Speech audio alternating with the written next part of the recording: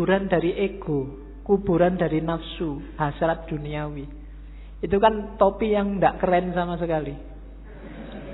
Karena memang simbol dari nisan, simbol dari kuburan. Kamu jalan-jalan di mall pakai itu mesti dilihat banyak orang. Tidak keren. Karena memang simbolnya bukan simbol untuk keren-kerenan. Dia simbol dari ego.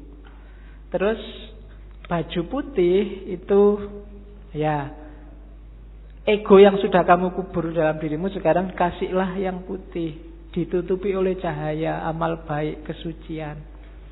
Nanti kalau pertunjukan biasanya ada fase ketika yang di tengah pakai jubah hitamnya dibuang. Nah, itu berarti membuang semua yang hitam-hitam, yang jelek-jelek, untuk lahir sendiri jadi putih. Terus nanti ada gerakan kayak orang kedinginan itu. Nah, ini gerakan menyatu, angka 1, tauhid, dan seterusnya. Itu wawasan kecil aja. Jadi kamu jangan heran kalau ada jenis tari semacam itu. Itu ada makna spiritualnya. Nari saja tanpa makna ya eman-eman. Yang lihat tari juga harusnya bisa ngambil makna. Kalau dalam sufi, jenis semacam ini namanya sama. Sama itu seni mendengarkan. Dengan mendengarkan terus kamu tergerak mengalami kedekatan sama Tuhan. Kan kadang-kadang ada orang yang kalau wiritan sendiri dia susah dekat sama Allah, susah tergetar hatinya. Tapi begitu mendengarkan orang ngaji, mendengarkan lagu-lagu spiritual, itu batinmu tergetar. Mendengarin lagu religius itu kamu kadang-kadang kan bisa nangis. Apalagi pas duit entek. Kok sedih ya aku. Kapan ini kan gitu. Nah, itu. Tapi kalau wiritan sendiri enggak.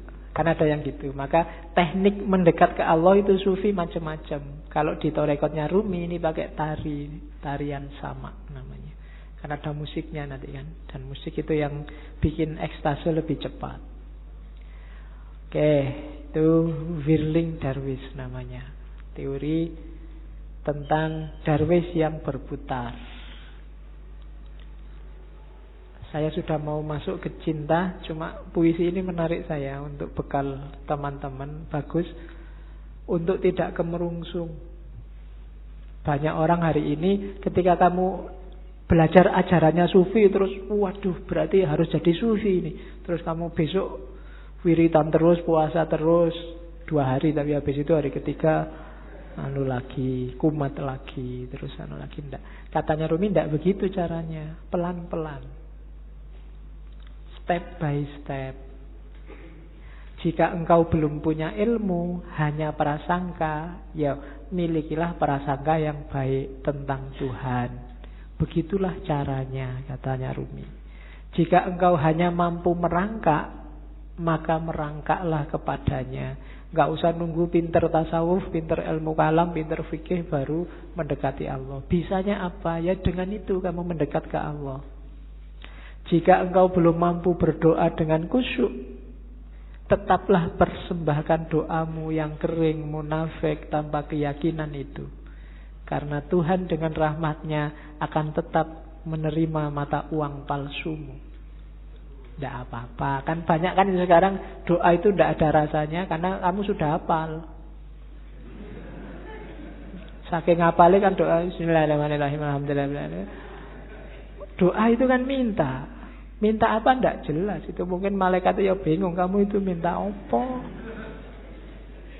Jaluk kok sambil ngeremong, sambil kadang yang jarinya sambil berdoa sambil mungkin jaluk tenan apa ya. Tapi tidak apa-apa katanya Rumi. Persembahkan saja doamu. Gusti Allah itu maha rahmat. Dengan rahmatnya dia tetap menerima mata uang palsumu. Ya. Dulu ada yang tanya ke saya, kenapa doanya orang Islam itu tidak terlalu manjur, lebih manjur doanya orang Cina. Karena orang Islam itu pasif, kalau doa nunggu, ya Allah kasih dong ya Allah. Kalau orang Cina maksa, ya Allah turunkan. Jadi akhirnya jatuh semua dari atas. Kamu kan nunggu buahnya jatuh. Kalau orang Cina jatuh dari atas. Oke. Jadi tidak apa-apa wis. Berdoa sebisamu. Ya agak palsu-palsu dikit, munafik-munafik dikit. Itu kan kering, munafik, tanpa keyakinan. Keyakinan itu penting loh dalam berdoa. Karena Allah menjawab doamu itu sejauh keyakinanmu. Saya sering bilang kan, kalau kamu berdoa, ya Allah semoga semester ini saya lulus kumlot, tapi kamu bisa ndak ya wong IPK ya ndak, kamu sendiri ragu-ragu ya ora dibales, kamu sendiri nggak yakin. Keyakinan itu penting. Pak, saya keyakinannya separuh, apa ndak usah berdoa saja? Ya berdoa saja, jangan khawatir. Allah tahu yang kamu mau. Berdoalah. Allah tetap mengakui meskipun uangmu palsu, sama Allah diterima aja, ndak apa-apa wis. Karena Allah sangat sayang sama kita. Jika engkau masih mempunyai 100 keraguan mengenai Tuhan, maka kurangilah menjadi 99 saja. Begitulah caranya, wahai pejalan. Jadi kalau kita masih tidak terlalu mantep keimanan kita selama ini, masih melanggar-melanggar, masih dosane oke, ya tidak apa-apa, dikurangi dikit-dikit. Ya 100% tidak mungkin lah ya. Dikurangi 1%, biar jiwamu terlatih. Kalau langsung dibuang semua, insya Allah gagal. Ya, saya langsung ingin ikhlas lillahi ta'ala, tidak ngejar surga Pak, tidak iso. Harus pelan-pelan. Terus biarpun telah 100 kali engkau ingkar janji, ayolah datanglah lagi. Nggak usah malu-malu. Pak, dosa saya banyak Pak, saya harus datang lagi. Enggak Pak, datang lagi aja. Allah tidak akan nolak. Tidak ada kata terlambat. Jadi tempuhlah jalan itu. Pak, itu dhuwur banget ya Pak teorinya Pak, tinggi sekali apa ya? Saya bisa Pak, bisa. Pelan-pelan, sedikit-sedikit, biar ilaihi roji'unnya sempurna. Eman-eman, kalau nanti kamu tidak, nafasnya tidak mutmainnah, dilatih pelan-pelan. Pak, saya itu susah ikhlas Pak, kalau sedekah mesti pamrih Pak. Ya sementara pamrih dulu tidak apa-apa, tapi tetap sedekah. Nanti lama-lama latihan. Oke, jadi tempuhlah jalan itu. Jangan ragu-ragu. Jangan nunggu. Biasanya kelemahan yang muda-muda kayak teman-teman nunggu nanti besok kalau tua. Ya, kalau yang zaman muda ndak, yang tua kelihatannya lebih berat. Memulai dari tua itu susah. Karena orang yang sudah tua itu biasanya sudah keras cara berpikirnya. Kalau bahasa psikologinya sudah jadi, dia sudah mature, sudah mateng. Barang mateng itu satu-satunya yang bisa dilakukan adalah mempertahankan kematangan atau bosok. Apa bosok Indonesia bosok itu? Iya, busuk. Jadi kalau bisa terus-terusan bertahan di mateng. Kalau tidak ya lama-lama busuk itu apa? Pikirannya tidak laku. Kalau bahasa filsafatnya out of date, ketinggalan zaman. Dirubah susah. Makanya kadang-kadang orang itu sudah tua, umur 30 kok tidak kawin-kawin, itu biasanya malah susah, malah lama, terlanjur matang. Iya. Peribahasanya kan begitu. Jodoh di tangan Tuhan, tapi umur 30 tahun ke atas Tuhan lepas tangan. Suruh nyari sendiri. Sudah capek Tuhan, nunggu sampai umur 30 kok nggak kawin-kawin. Oke. Terus yuk kita mulai cinta. Panjang ya pengantarnya sebelum cinta. Yang pertama tentang cinta sekarang. Katanya Rumi, cinta itu sifatnya universal. Karakter yang dimiliki semua orang. Agama apapun. Dari budaya apapun. Tidak ada agama, tidak ada budaya, tidak ada peradaban yang tidak menganggap cinta itu luhur dan baik. Semua menganggap cinta itu luhur dan baik. Jadi itu rumus pertama. kamu mencintai, itu tidak ada orang anggap kamu jelek. Apapun. Kecuali yang duniawi. Jadi cinta ini perasaan yang universal. Yang kedua, cinta itu obat. Obat dari kesombongan, obat dari kelemahan, obat dari duka cita. Mengingatkan yang minggu-minggu lalu ya. Jadi cinta itu kan ketika orang berhubungan dengan sesuatu, tapi dia tidak memiliki pamrih apapun selain untuk yang dicintai. Ibu ke anak, orang tua ke anak, mungkin kamu dengan sahabatmu, ketika nggak nuntut apa-apa, kepingin yang kamu cintai ini bahagia, baik, unggul, dan bila perlu kamu berkorban demi kebahagiaannya, demi kebaikannya. Tidak usah ada balasan apa-apa. Kan itu kemarin definisinya cinta. Nah, cinta yang kayak gini, ini melatih jiwa. Yang pertama apa? Jiwa jadi nggak sombong. Jiwa pecinta itu jiwa yang rendah hati. Kenapa? Dia tidak mikir dirinya. Kok kamu merasa pecinta tapi masih sombong? Belum berarti. Perlu latihan lagi. Dan pecinta pasti kuat. Ya kan? Jiwa yang kuat itu kan jiwa yang dia selalu ingin memberi, tidak minta-minta, tidak ingin dibales. Kalau kamu memberi sesuatu dan masih ingin balasan, berarti belum cinta. Makanya minggu lalu Robiah Adawiyah bahkan bilang, enggak, ya Allah, kalau aku ibadah ini hanya minta surga, jauhkan aku dari surga. Kalau aku ibadah ini takut dengan neraka, masukkan aja aku ke neraka. Aku tidak butuh surga, tidak butuh neraka. Aku hanya butuh dirimu, butuh ridhomu. Tadi kan rumusnya bukan ilal jannah atau minan nar, tapi ilaihi roji'un, pada Allah. Sering saya ilustrasikan, surga dan neraka itu kayak semacam iming-iming biar kamu jalan menuju Allah. Kayak orang tuamu ngasih, belajar loh, nanti kalau belajar rajin tak beliin sepatu. Membeli sepatu ini surganya bagi kamu. Padahal maunya orang tuamu bukan sepatunya. Begitu kamu belajar, kamu akan pinter dan kamu akan ngerti manfaatnya pinter. Sholatlah, ibadahlah, zikirlah, biar kamu masuk surga. Kamu kan semangat begitu dipameri surga. Padahal begitu kamu tempuh jalan itu, sebenarnya kamu sedang menuju Allah. Itu memang diiming-imingi begitu. Karena manusia itu butuh reward konkret biasanya. Kalau rewardnya abstrak, orang geraknya susah. Tenang aja, besok di surga 72 bidadari gratis. Di sana bisa makan sak kapoi. Ini kayak diiming-iming. Kamu kan terus jadi semangat. Sebenarnya kalau kamu jalan di situ, ya kamu akan ketemu Allah. Surganya dapat surga yang punya Allah kok. Masuk ketika kamu sampai ke Allah, jiwamu tumanina sama Allah, dicemplungin neraka, kan enggak? Ya pasti surga. Dan nikmatnya bareng Allah itu jauh melebihi surga. Nanti banyak teks yang bilang itu.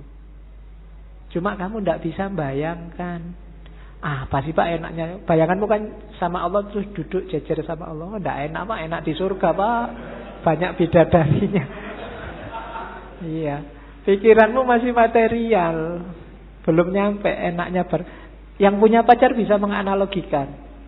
Ketika kamu duduk jejer sama pacarmu, itu kan seneng kamu. Duduknya setengah jam itu rasanya baru 1 menit. Pinginnya berlama-lama bareng terus, itu karena sudah cinta. Sama Allah kalau kamu jatuh cinta juga begitu. Kayak Nabi Musa itu loh, waktu Nabi Musa naik ke Bukit Tursina, kan Allah ngajak ngobrol. Musa, yang di tanganmu itu apa? Sebenarnya kan jawabannya simpel. Musa tinggal ngomong, ini tongkat ya Allah, kan beres. Wong itu memang tongkat. Tapi karena Musa ini sewenengnya disapa oleh Allah, jawabannya panjang. Ini tongkat ya Allah. Tongkat ini kalau saya pukulkan dia bisa jadi ular. Kalau saya angkat, jawabannya panjang itu. Ya kalau Allah mau bilang, emangnya aku tidak ngerti. Loh, tapi Gusti Allah ngerti dan ya dibiarin aja, ya enggak dimarahin. Kenapa? Karena sudah saling jatuh cinta. bareng sama Allah itu enak. Kok kamu masih membayangkan, belum terbayang Pak enaknya bareng sama Allah, itu memang berarti kamu belum jatuh cinta sama Allah. Ya latihan jatuh cinta. Orang Jawa punya rumus, tresno jalaran soko kulino. Ayo dikulinakan sama Allah, apa dikulinakan itu? Dibiasakan akrab sama Allah, nanti kamu akan jatuh cinta. Entah kapan nanti kita akan ngambil sesi cinta lagi. Saya ingin ngangkat Ghazali. Ghazali konsepnya lebih konkret, jalan untuk mencintai Allah. Tapi kapan-kapan, jangan cinta terus, nanti kamu mabuk. Oke, terus. Nah, cintalah yang bikin alam semesta ini bergerak. Nanti Rumi punya teori evolusi yang khusus, tapi saya tidak akan sampaikan sekarang, kapan-kapan. Rumi nanti akan banyak sesinya. Jadi gara-gara ada cinta ini loh, alam ini bersatu dan berpisah. Orang tua sama anak habis bersatu berpisah. Berpisah ini juga tanda cinta. Kalau orang tua tidak mau nyapih anaknya, padahal berat nyapih anak ini, tidak tega nyapih anak, tapi harus disapih. Kenapa? Karena cinta. Jadi pertemuan dan perpisahan itu banyak ya karena cinta. Kamu melepas masa mudamu menuju masa dewasa. Janjane pengenmu mbok saya muda terus, nggak bisa. Hidup itu ada pertemuan, ada perpisahan, dan biar jalannya on the track, dasarnya harus cinta. Jadi cinta adalah yang menggerakkan dunia ini. Dan cinta yang bikin kita karakternya, kalau bahasanya Rumi, menuhan. Semakin tulus kita cinta pada apapun, karakter kita akan semakin menuhan. Menuhan itu semakin spiritual. Tidak ada pamrih, tidak ada tujuan-tujuan apapun selain Allah. Itu yang kalau dalam agama disebut ikhlas. Jadi ciri sejati cinta itu justru ada pada ikhlas. Ikhlas itu kamu beribadah, satu-satunya target adalah keridhoannya Allah. Makanya Robiah kemarin di hampir semua puisinya selalu bertanyakan, ya Allah, apakah engkau ridho dengan ini? Kalau engkau ridho aku tenang. Sebelum aku yakin engkau ridho, aku ini masih gelisah. Jadi yang dikejar cuma ridhonya Allah. Satu-satunya yang dikejar cuma Allah. Itu namanya ikhlas. Lillahi ta'ala. Tidak karena apapun. Ya Allah, aku amal baik ini, semoga engkau ridho ya. Jadi yang ada di pikiran itu selalu nyari ridhonya yang dicintai. Sama kayak kamu pacaran itu kan, selalu mikir, iki pacarku kalau gini seneng enggak ya? Kalau tak bawa ini mau enggak ya? Kalau kan yang dipikir di pikiranmu selalu yang kamu enggak pernah mikir dirimu sendiri kan? Begitu diajak ke warung, ini kamu sukanya warung yang mana? Kan bukan sukaku, sukanya dia. Jadi ketika orang jatuh cinta, egonya hilang. Dia tidak ngomong aku lagi, tapi ngomong kamu. Kalau kamu jatuh cinta ke Allah juga, bukan akumu lagi yang bilang, tapi ridhonya Allah. Apa sih maunya Allah? Kira-kira kalau aku gini, Allah ridho tidak ya? Begitu kamu ujian mau nyontek, ini kira-kira kalau aku nyontek Allah ridho gak ya? Anda Bapak Allah Maha Pengampun, ha? Waduh, itu akhirnya. Iya. Ya kamu yang ngerti lah. Oke, terus bentuk apa saja, ekspresi apa saja yang lahir karena cinta yang tulus tadi pasti baik. Tidak mungkin tidak. Tidak mungkin mencelakakan. Kalau ada yang mencelakakan, berarti itu belum cinta dan pasti bukan cinta. Kalau dasarnya cinta, apapun yang keluar pasti baik. Dan yang kedua, cinta bukan suka, bukan duka. Kayak Robiah kemarin, tidak peduli hukuman. Cinta itu yang ada hanya ego yang lenyap, yang dipikir hanya dia. Terus, nah, cuma katanya Rumi, jangan ditanya apa definisinya cinta. Seseorang bertanya, apa itu cinta? Aku jawab, jangan tanya tentang maknanya. Kalau engkau sudah menjadi seperti aku, maka engkau akan tahu. Nulisnya salah itu. Saat cinta memanggilmu, engkau akan berkisah tentang itu. Jadi cinta itu penting, modus paling penting dalam hidup ini. Dan gak usah kamu terlalu capek mendefinisikan, membahas, mengkaji apa itu cinta. Jalani saja. Gak usah kamu tanya, Pak, definisinya cinta apa? Ciri-cirinya apa? Jenis-jenisnya apa saja? Itu tidak terlalu penting, katanya Rumi. Yang penting apa? Jalani saja, nanti engkau paham. Kamu gak perlu ke perpus nyari teori pacaran yang baik, cara menarik lawan jenis, cara gak penting. Terus langsung pacaran kamu akan ngerti. Oh gitu tuh pacaran itu. Oh gini tuh kawin itu kan itu. Kamu berteori macam-macam kesuwen. Kamu nyari terlalu banyak referensi, tidak penting. Jalani saja, kamu akan ngerti. Wong ini dunia rasa. Kalau rasa itu kan ya tidak bisa dijelaskan. Rasa pedes adalah rasa. Susah kan menjelaskannya. Wong rasa, nggak bisa dijelaskan. Sama kayak cinta. Ya perkawinan itu kan juga banyak urusan rasa. Kawinnya sendiri itu kan intinya rasa. Kamu nyari penjelasan, Pak, saya belum kawin sih, Pak. Kira-kira kawin itu rasanya gimana, Pak, ya? Tidak bisa. Ya kawin nanti kamu ngerti. Mbok kamu nonton sekian puluh video, tetap nggak bisa. Harus dirasakan. Teorimu tidak ada gunanya. Rasa ke dewe baru ngerti. Oke, terus. Ya, ini juga sama. Katanya Rumi, sekalipun cinta telah kuuraikan dan kujelaskan panjang lebar. Ini syair ini diterjemahkan Abdul Hadi WM dan kelihatannya dipakai di film Ketika Cinta Bertasbih dulu. Namun jika cintaku datangi, aku jadi malu pada keteranganku sendiri. Meskipun lidahku telah mampu menguraikan dengan terang, namun tanpa lidah cinta ternyata lebih terang. Sementara pena begitu tergesa-gesa menuliskannya. Kata-kata pecah berkeping-keping begitu sampai pada cinta. Dalam menguraikan cinta, akal terbaring tak berdaya, bagaikan keledai terbaring dalam lumpur hina. Cinta sendirilah yang menerangkan cinta dan kisah cinta. Nah, itu Rumi. Jadi orang yang bisa berpuisi seperti ini pasti ngalami. Tidak bisa enggak. Sepinter apapun kamu bikin puisi, kalau belum pernah jatuh cinta benerman, puisimu tidak akan ada rasanya. Mending jangan bikin puisi cinta. Ya, bikin aja puisi-puisi eksploitasi alam itu. Ya kan? Kan banyak puisi eksploitasi alam. Angin berhembus, kemudian ya. Oke. Puisi yang mengeksploitasi alam itu. Oke. Kita lihat. Ini Masnawi.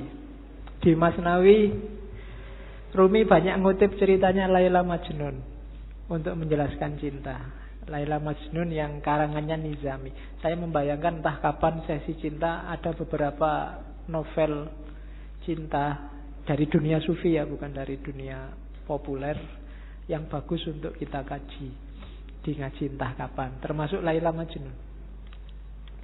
Jadi satu ketika Majnun ini sakit, badannya lemah. Terus dia datang ke tabib. Sama tabibnya, "Oh Majnun, ini untuk biar sakitmu ringan, kamu harus dibedah sedikit. Ada bagian tertentu tubuhmu yang darahnya harus dikeluarkan." Majnun, "Oh, jangan, saya takut." Tabibnya heran, "Loh kamu ini gimana sih? Kamu kan sudah lama jadi orang gila.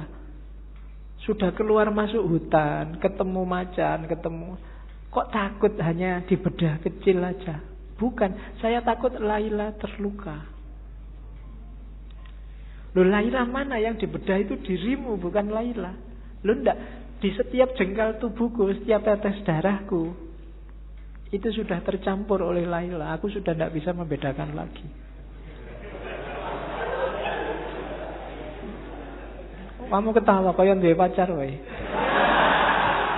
Oke, ya. Jadi itu maksudnya apa? Ketika orang jatuh cinta, dia sudah kehilangan dirinya. Yang ada hanya yang dicintai.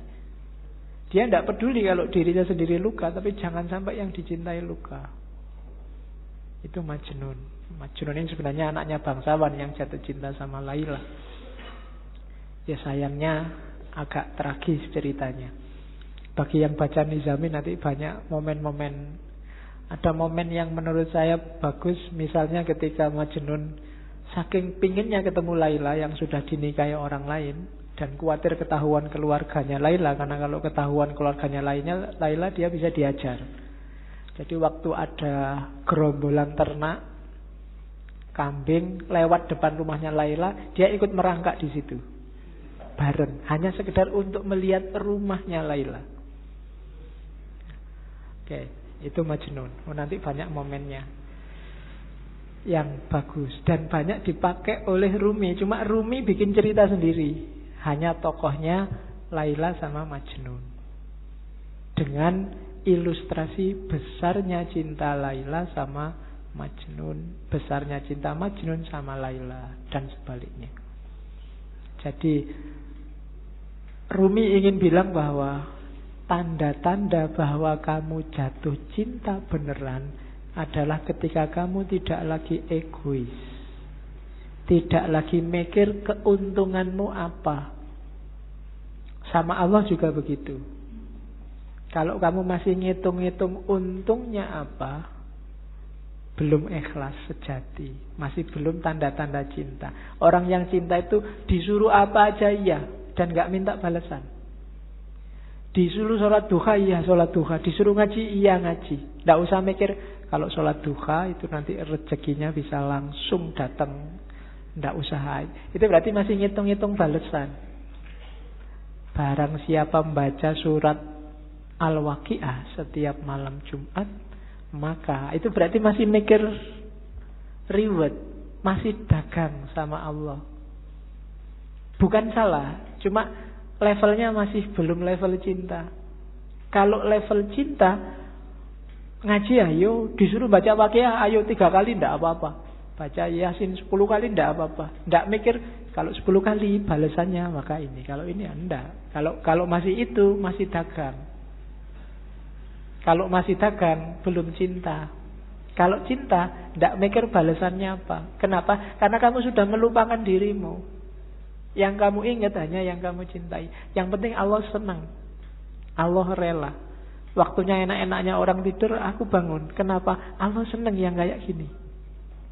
Waktunya orang cepat-cepat berangkat kerja, aku sholat dulu, sholat duha. Kenapa? Allah seneng yang kayak gini. Bukan karena tak sholat dulu nanti biar rezekiku lancar, biar masih ada reward yang kamu pikir, masih mikir balasan. Sama kayak kamu traktir pacarmu, ya sekarang traktir, tapi nanti harus mau lo ya boncengan. Itu masih mikir reward, masih mikir aku cinta padamu, tapi kamu cinta padaku juga kan? Kalau enggak ya aku nyari yang lain. Itu berarti belum. Masih dagang, masih negosiasi. Apa salah? Enggak. Cuma levelnya masih belum level cinta. Ketika belum level cinta ya harus dinaikkan lagi. Masih negosiasi. Masih bukan Allah satu-satunya. Tapi jalannya sudah menuju Allah. Tapi masih belum ikhlas. Karena ikhlas itu tidak mikir balasan. Sodakolah 1000 maka akan kembali 700.000 karena dilipat gandakan 700 kali. Ini kalau masih hitung-hitungan itu kesenangan koruptor-koruptor. Koruptor itu saya korupsi 1 juta, kemudian tak sodakohkan aja 10 juta. Korupsi 100 juta tak sodakohkan 10 juta, 10 kali 700 sudah banyak itu pahalanya. Dosanya sama ininya kalau ditotal menang ininya, menang pahalanya. Kan korupsinya dosa 1 juta, sementara itu hitung-hitungan matematika. Kayak orang habis melakukan kejahatan terus umroh. Karena pahala dosa orang umroh, antara dua umroh ini dosanya diampuni. Jadi sebelum melakukan kejahatan umrohlah, nanti habis melakukan kejahatan umrohlah. Nah itu hilang dosanya, karena dosa di antara dua umroh ini diampuni. Ini masih kalkulasi matematika. Emangnya Allah anak SD? Kamu ajari, kamu abusi dengan itu. Tidak bisa. Jadi levelnya belum cinta, belum ikhlas. Maka katanya Ruminda kayak Majnun dan Laila. Rumi juga ngomong cinta itu kuat. Jangan salah. Energinya luar biasa. Jadi ya kalimatnya si puitis. Karena cinta duri menjadi mawar. Karena cinta cuka menjelma anggur segar. Karena cinta keuntungan menjadi mahkota penawar. Karena cinta kemalangan menjadi keberuntungan. Karena cinta rumah penjara tampak bak kedai mawar. Karena cinta hamparan debu tampak seperti taman. Karena cinta api berkobar jadi cahaya yang menyenangkan. Karena cinta setan berubah menjadi bidadari. Karena cinta batu keras menjadi lembut bak mentega. Karena cinta duka cita menjadi riang gembira. Karena cinta hantu berubah jadi malaikat. Karena cinta singa tak menakutkan seperti tikus. Karena cinta sakit jadi sehat. Karena cinta amarah berubah jadi ramah. Cinta itu energinya luar biasa, kekuatannya luar biasa. Orang yang cinta tanah air rela loh mengorbankan nyawanya, rela disiksa oleh penjajah, rela dipukuli. Orang tua demi anaknya rela bersakit-sakit. Luar biasa energinya. Kamu sama pacarmu disuruh jemput pagi-pagi ya mau. Nggak punya uang disuruh traktir ya mau, dibelani utang. Sama dosennya disuruh bikin makalah, makalahmu sendiri nggak digarap-garap ke makalahnya pacare. Itu pun mau. Itu kan energinya luar biasa. Pacarmu nyuruh apapun kamu jalankan. Sami'na wa atokna. Itu kan energi namanya. Kekuatannya nggak enak pun kalau bareng dia, nggak masalah. Kamu bisa menahan susah yang kayak gimana pun. Banjir, kamu nggak bisa pulang, akhirnya neduh pinggir jalan. Itu kan sengsara. Tapi kalau pas bareng dia, seneng aja, semoga hujannya nggak berhenti-berhenti. Padahal itu sengsara loh. Tapi kamu kan malah seneng menikmati. Itu kekuatannya cinta. Energimu berkali lipat. Ya syukur kalau ke Allah, tapi kalau ke yang bukan Allah, manfaatkan energimu sebaik-baiknya. Jangan sampai terlampiaskan secara tidak bermanfaat, sia-sia, eman-eman. Kalau kan kadang-kadang kamu nulis WA ke pacarmu aja kan dihapus berapa kali, khawatir keliru. Itu kan energi juga. Betapa sabarnya kamu waktu itu, betapa telatennya kamu. Mau tidur kamu nunggu, kok belum WA ya, kamu bela-belain melekan sampai dia bilang miss you, good night, kan no. Ya kan? Loh itu kan energi loh. Padahal kamu disuruh apa aja, suruh melekan enggak mau, tapi ini kamu mau melekan, itu energi.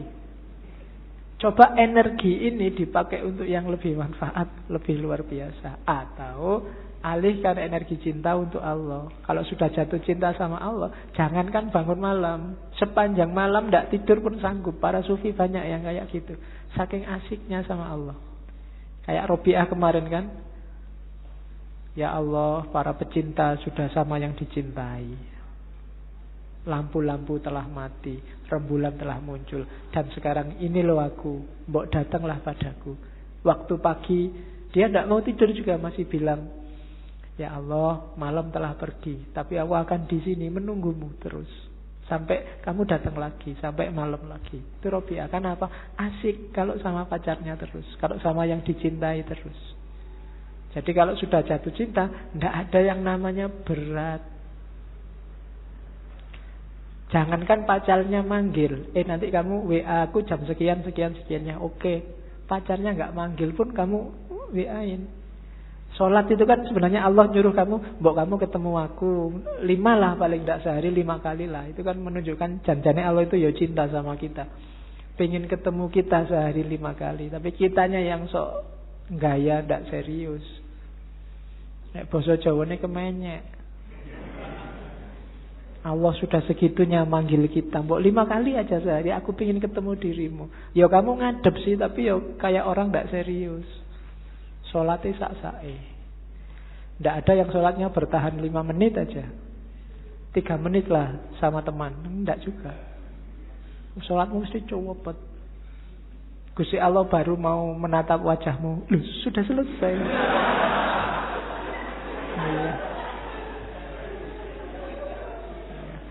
Mungkin kaget itu mungkin malaikatnya yang nyaket sholat, ini baru sholat, ya Allah ini dia lagi sholat nih, terus Allah datang, selesai sudah, telat.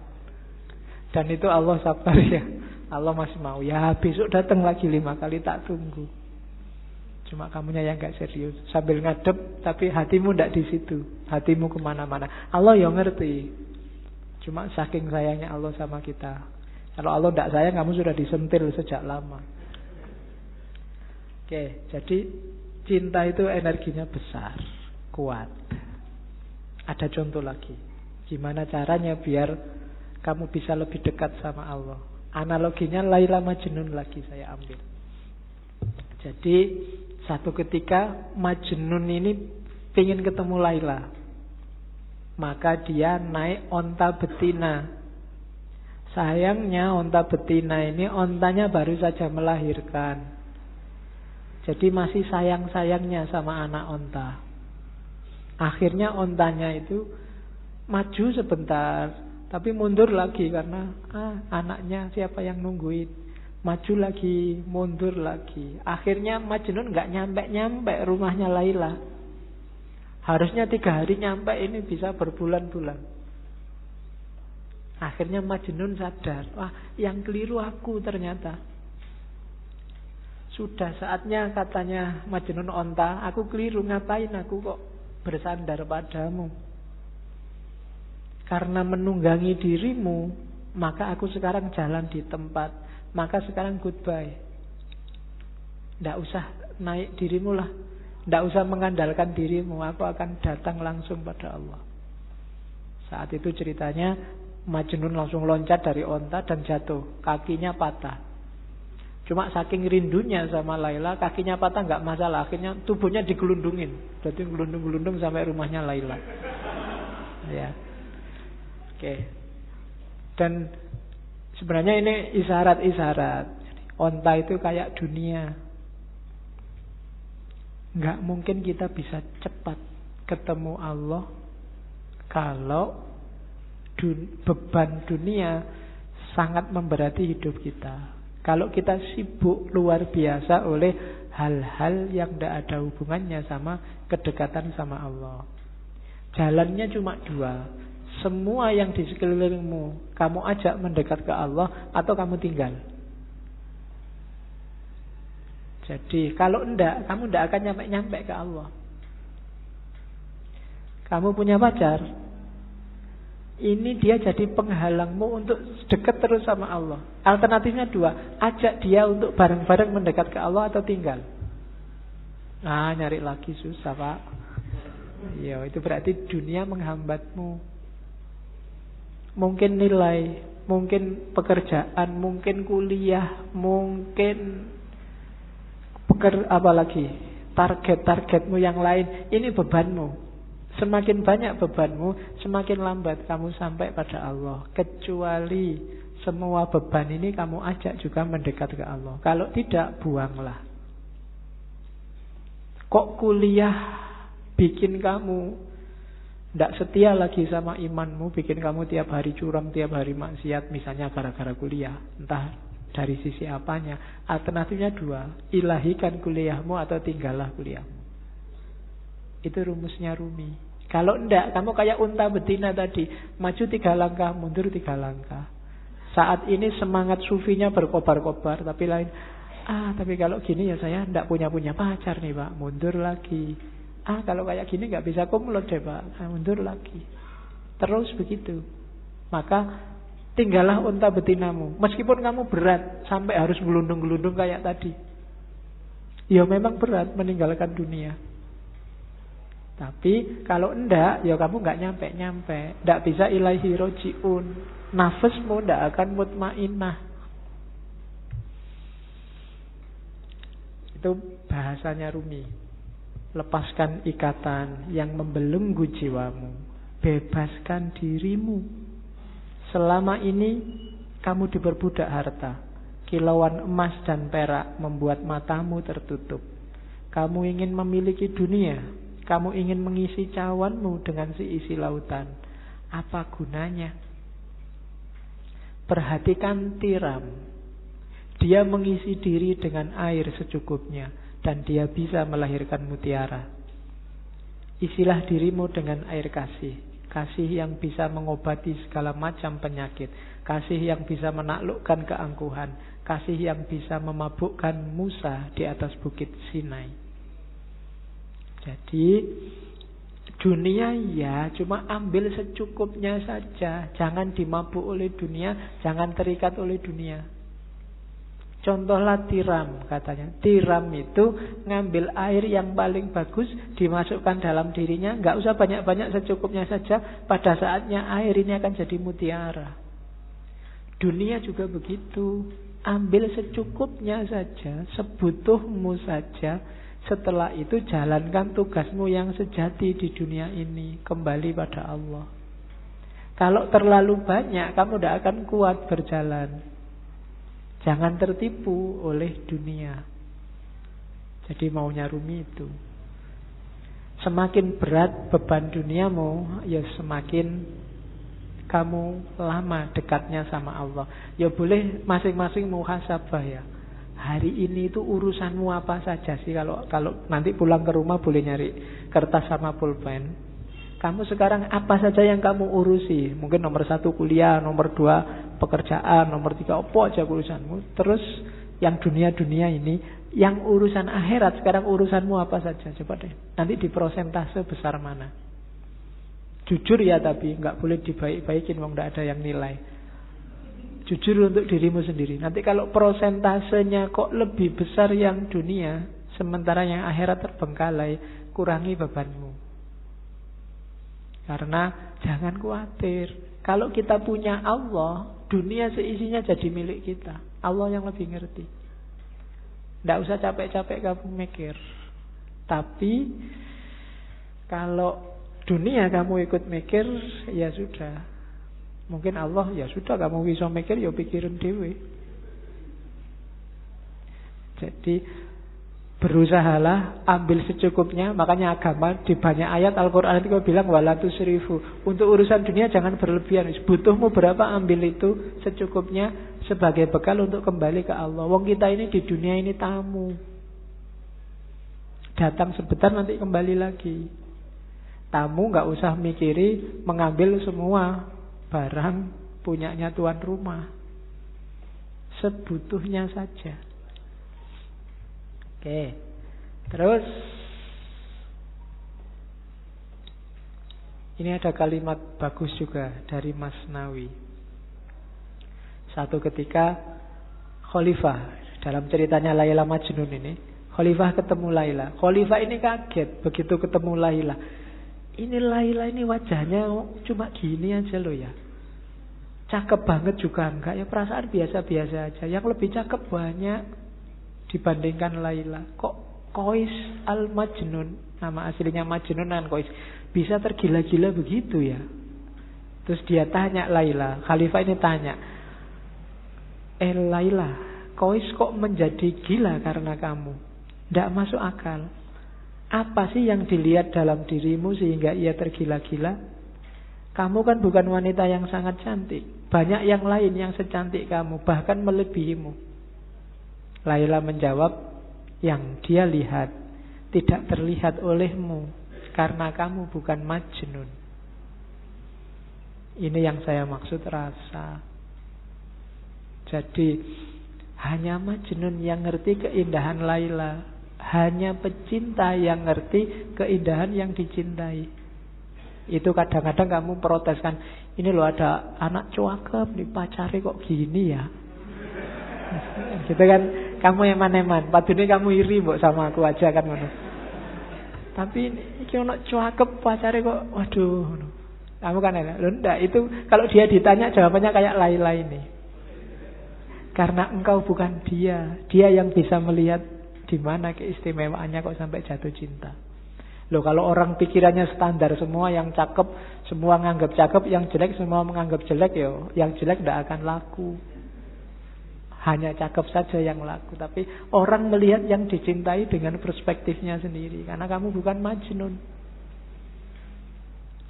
Hanya pecinta yang ngerti indahnya di mana yang dicintai itu.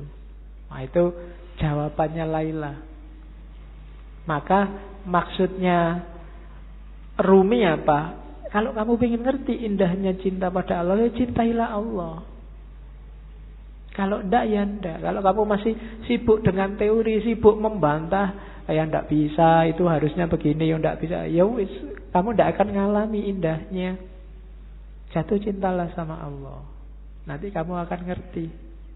Sama kayak jawabannya Laila, karena kamu bukan majnun. Kalau kamu majnun, kamu ngerti di mana indahku. Karena kamu bukan majnun, ya kamu enggak ngerti. Oke. Nah, ini syair paling terkenal dari Rumi. Cinta adalah intinya, dunia hanya kulitnya. Cinta adalah manisannya, dunia adalah piringnya. Agamaku adalah agama cinta. Adalah malu bagiku hidup melalui jasad dan roh belaka. Begitu engkau kehilangan cinta, maka hidupmu hanya jasad dan roh. Kamu hanya fisik dan mental. Tidak ada nilainya. Iya kamu hidup, iya kamu susah, kamu seneng, iya kamu putus asa, ya kamu mengalami segala fenomena dunia, tapi kamu kehilangan satu yang penting, cinta. Jadi ada jasmani, ada rohani, modusnya harus cinta. Begitu modusnya bukan cinta, maka katanya Rumi, aku malu kalau begitu. Hanya jasad dan roh belaka, termasuk agama. Beragama berarti modusnya juga harus modus cinta. Modus itu gayanya, gaya mencintai, bukan gaya dagang. Aku untung apa, kamu dapat apa. Apalagi gaya ngamuk, apalagi gaya marah-marah, gaya tawuran. Nggak, agama gayanya harus gaya cinta. Gaya cinta itu ciri paling utama adalah tidak egois, tidak mikir senengnya sendiri, enaknya sendiri. Kalau masih aku, belum. Masih aku, kelompokku, aliranku, pikiranku, pendapatku, masih egois. Tidak bisa memahami yang lain. Pokoknya sing bener aku, liyane salah kabeh. Besok yang lain masuk neraka semua. Nah, gaya kayak gini berarti bukan gaya cinta. Ngomongnya jangan, kalau cinta itu aku yang benar sih, menurutku yang benar ini. Yang lain kalau bisa tak ajak semua masuk surga bareng-bareng aku. Bukan yang lain karena kamu banyak bid'ahnya kamu masuk neraka sekarang. Enggak begitu. Aku pingin aku dan kamu masuk surga. Ayo kita masuk surga bareng-bareng, menuju Allah bareng-bareng. Ini beragama gaya cinta, bukan beragama yang egois. Kalau beragama yang egois itu tinggal jasad dan ruhnya agama, kehilangan esensinya, kehilangan intinya. Kalimat ini saya sampaikan karena banyak yang jangan-jangan Rumi ini nggak suka syariat. Suka. Cuma malam ini nggak saya tampilkan. Kapan-kapan kita ngomong bagaimana syariat dalam pandangannya Rumi. Kalimat itu saya ambil saja untuk tahu bahwa itu loh dasarnya Rumi. Aku hanyalah debu yang ingin selalu menempel pada telapak kaki Muhammad. Jadi yalah, semua yang diajarkan Rumi ya tetap dasarnya adalah cintanya dia pada Allah melalui Kanjeng Nabi. Karena yang bawa, yang memperkenalkan Allah kan Kanjeng Nabi. Sehingga kita hari ini dapat Islam. Maka prinsipnya Rumi adalah aku hanyalah debu yang ingin selalu menempel pada telapak kaki Muhammad. Ini gayanya sufi biasanya, yang bisa bikin kalimat-kalimat indah kayak gini. Oke, terakhir, sudah mau jam 10. Yang masih mentah tidak akan pernah tahu keadaan matang itu seperti apa, kematangan itu seperti apa. Penjelasan lewat kata-kata tidak akan membantu. Sejak awal sampai akhir yang dibawa oleh Rumi malam ini adalah ilmu rasa, bukan ilmu lahir. Jadi tidak lewat kata-kata. Harusnya rasakan sendiri oleh batinmu. Dan untuk bisa nyampe ke sana, ya kita harus matang. Yang mentah tidak akan paham. Hanya yang matang yang paham. Itu kan kadang-kadang kita dengar ada istilah la ya'riful wali ilal wali. Kamu memahaminya, kok sombong banget toh, emangnya saya nggak bisa mikir, nggak bisa identifikasi wali itu yang mana. Maksudnya bukan itu. Maksudnya adalah orang yang merasakan, yang bisa memahami apa yang dirasakan orang lain dalam hal yang sama. Maka yang ngerti kewalian ya orang yang pernah merasakan kewalian, dunia kewalian. Jadi bukan urusan sombong tidak sombong, eksklusif tidak eksklusif. Yang paham rasa pedes adalah yang juga pernah merasakan pedes. Jadi bukan urusan dunia kewalian itu eksklusif. Jadi yang mateng, yang ngerti tentang kematangan. Yang belum pernah mateng, ya tidak ngerti. Ngertinya yang mentah-mentah, wong dia juga masih mentah. Hari ini banyak yang mentah, marah-marah sama yang mateng. Ya kan? Itu yang kemudian di berita-berita muncul penistaan ulama, kan itu. Penistaan ulama itu kan orang-orang yang mentah, yang ngomentari yang mateng. Ya untungnya yang dikomentari mateng. Nggak mungkin balas. Kalau balas berarti belum mateng. Ya, yang mateng itu kan paling nganggep yang mentah itu ya wis memang belum paham. Kayak kamu ada anak kecil kok alah cah cilik biasa kan mesti gitu. Sama kayak Nabi waktu dilempari di Taif kan Nabi ngerti. Loh itu memang orang belum matang, belum jadi, belum ngerti. Maka Nabi tidak balas marah meskipun Jibril datang. Nabi tak belain yuk kalau marah ndak. Malah didoakan semoga mereka dapat hidayah. Itu bedanya matang dan tidak matang. Tidak mungkin kalau dia matang akan balas pada yang mentah. Kalau yang mentah melecehkan yang matang, mungkin wong dia masih mentah. Jadi yang terjadi hari ini itu sangat masuk akal. Kamu nggak perlu kaget. Kok ada orang menistakan ulama? Itu tidak luar biasa. Orang awam loh menistakan ulama. Biasa. Yang luar biasa ada ulama menistakan orang awam. Itu baru luar biasa. Perlu dipertanyakan keulamaannya. Jadi kamu tidak perlu kaget. Ada orang ngomentari kiaimu pedes-pedes. Lo biasa memang dia awam belum mateng. Kalau kebalik baru kamu boleh kaget. Malah kiaimu yang ngomong pedes-pedes. Itu berarti kebalik. Perlu dipertanyakan. Itu berarti nggak mateng. Itu yang menurut saya logikamu kebaliknya di situ kemarin. Kok kamu marah-marah ada orang? Ya enggak. Ya dia memang nggak mateng sih ya. Nah, untuk orang yang tidak mateng, caranya apa? Yo kamu matengkan, jangan kamu gerutuk, kamu pukuli, wong dia memang belum mateng. Diajari gimana caranya biar lurus, biar benernya gimana, kan begitu. Oke, alhamdulillah malam ini kita sudah selesaikan Maulana Jalaluddin Rumi dalam pikirannya tentang cinta. Februari selesai, nanti bulan Maret kita ganti sesi ya. Sudah agak lama di Islam, kita akan ke barat lagi. Ternyata saya lihat tadi di kalender Maret ada Rebonya 5. Kita ke barat lagi, ke kuno sekalian. Kita akan ke Yunani dan Romawi. Ada 5 aliran yang akan kita tengok. Yang pertama sofisme.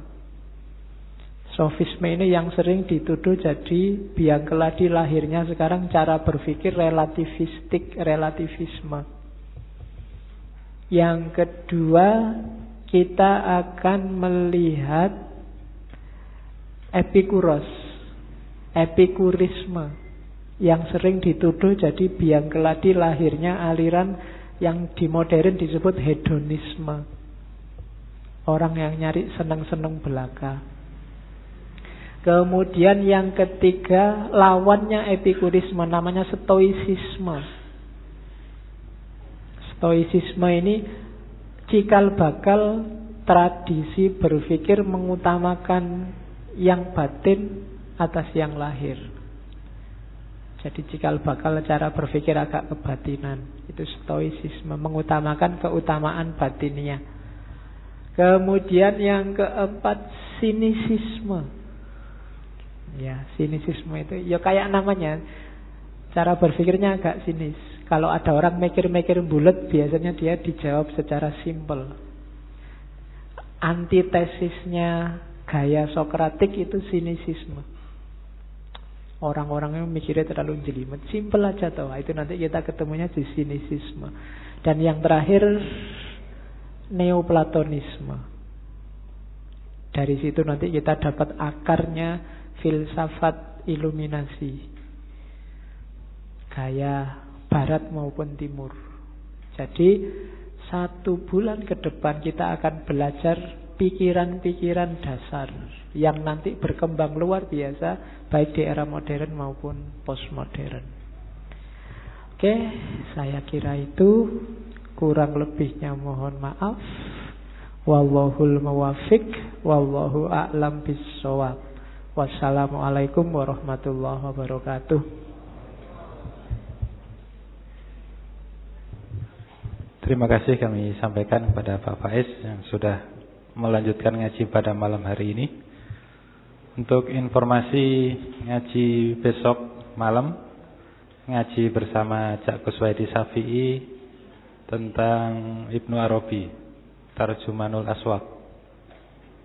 Kitabnya itu. Ngaji tasawuf. Kalau teman-teman misalkan ada waktu silakan hadir untuk ngaji bersama Cak Kuswaidi Syafi'i. Kemudian kami sekedar ingin berbagi kepada teman-teman sekalian, kalau di kami ini ada teman yang sebenarnya ingin lagi merintis mengadakan perpus gunung yang tadi sudah kami share juga di Facebook dan di WA. Nah, ini mungkin bagi teman-teman yang ingin menginfakkan buku, monggo kami bisa menyalurkan. Karena kebetulan pelopornya ini adalah orang yang mendesain cover buku Suluh Kebahagiaan kemarin. Jadi ya kita masih berjaring dengan teman-teman yang ingin mendirikan literasi, karena ini basisnya gunung. Ya bisa jadi di sana juga sambil mau naik gunung mungkin bisa belajar dulu. Ini untuk kepentingan anak-anak biasanya yang di sana. Pengelolanya ya kita kenal orangnya, kita kenal dekat. Jadi keberlanjutan dan pengelolaannya ini saya pikir itu akan menjadi satu hal baru. Kalau selama ini mungkin perpus sudah banyak di kota, tapi perpus gunung saya pikir baru kali ini, atau baru kali ini yang saya dengar gitu. Monggo kalau teman-teman ingin menginfakkan buku bisa lewat kami di